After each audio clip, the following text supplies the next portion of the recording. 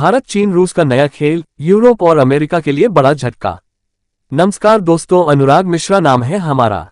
हाल ही में भारत ने एक ऐसा कदम उठाया है जिसने यूरोप को पूरी तरह चौंका दिया है। वो फ्यूल जिसे यूरोप ने सैंक्शन कर रखा था, भारत ने पहली बार 4 साल में चीन को बेचना शुरू कर दिया है। ये डीजल गुजरात की उसी रिफाइनरी से निकला है जिसे यूरोपियन यूनियन ने बैन कर दिया था, सिर्फ इसलिए क्योंकि उसमें रूस की कंपनी रोजनेफ्ट का 49% स्टेक है। यूरोप का कहना था चाहे मेजॉरिटी स्टेक ना हो फिर भी हम इस रिफाइनरी से कोई भी प्रोडक्ट नहीं खरीदेंगे।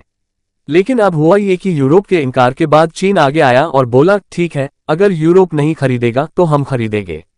इसका सीधा मतलब है कि भारत के पास अब विकल्प बढ़ गए हैं, अगर यूरोप ना खरीदे तो चीन खरीदेगा। यूरिया पर चीन का यू टर्न। कहानी यही खत्म नहीं होती। कई सालों से चीन ने भारत को यूरिया एक्सपोर्ट करने पर रोक लगा रखी थी। याद रखिए, भारत दुनिया का सबसे बड़ा यूरिया इंपोर्टर है। यूरिया खेती के लिए बेहद जरूरी है और हमारी घरेलू प्रोडक्शन पर्याप्त नहीं है। चीन दुनिया का तीसरा सबसे बड़ा यूरिया एक्सपोर्टर है। अब उसने कई सालों बाद भारत को यूरिया बेचना शुरू करने का फैसला किया है। इसका फायदा, भारत को सस्ता यूरिया मिलेगा और किसानों को करोड़ों डॉलर की बचत होगी। बॉर्डर विवाद सुलझाने की कोशिश। सूत्रों के मुताबिक चीन के विदेश मंत्री जल्द ही भारत आने वाले हैं और एजेंडा साफ है, भारत चीन बॉर्डर विवाद को सुलझाना। प्रधानमंत्री मोदी का मानना है कि अगर उनके कार्यकाल में यह विवाद सुलझ जाता है तो पूर्वी सीमा पर तनाव कम होगा और पाकिस्तान पर ध्यान केंद्रित किया जा सकेगा। ये अमेरिका और यूरोप के लिए बड़ा झटका होगा क्योंकि भारत चीन के बेहतर रिश्ते उनके स्ट्रेटेजिक प्लान्स को कमजोर करेंगे। रूस की भूमिका। इस पूरे खेल में रूस की भूमिका अहम है। भारत और चीन के बीच बढ़ते व्यापारिक रिश्तों के साथ साथ रूस भारत को S-400 या संभवतः S-500 मिसाइल डिफेंस सिस्टम बेचने की चर्चा में है। हाल ही में पाकिस्तान के खिलाफ S-400 के शानदार प्रदर्शन ने इस डील को और मजबूत बना दिया है। अमेरिका पाकिस्तान की नजदीकी शॉर्ट टर्म खेल।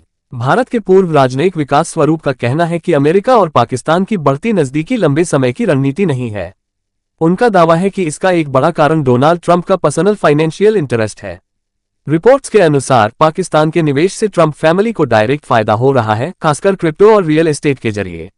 इसके अलावा अमेरिका पाकिस्तान को आने वाले ईरान इजराइल संघर्ष में इस्तेमाल करना चाहता है।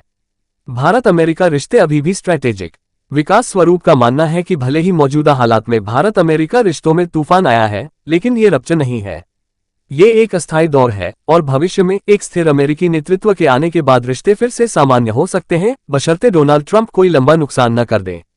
आगे का road map. BRICS Russia India China meeting होने वाली है। संभव है कि पीएम मोदी अमेरिका की बजाय चीन जाएं। भारत और चीन के बीच डायरेक्ट फ्लाइट्स पहले ही शुरू हो चुकी हैं। यूरोप और अमेरिका के दबाव के बावजूद तीनों देश भारत, चीन और रूस अब एक दूसरे को स्ट्रेटेजिक और ट्रेड सपोर्ट देने की दिशा में बढ़ रहे हैं।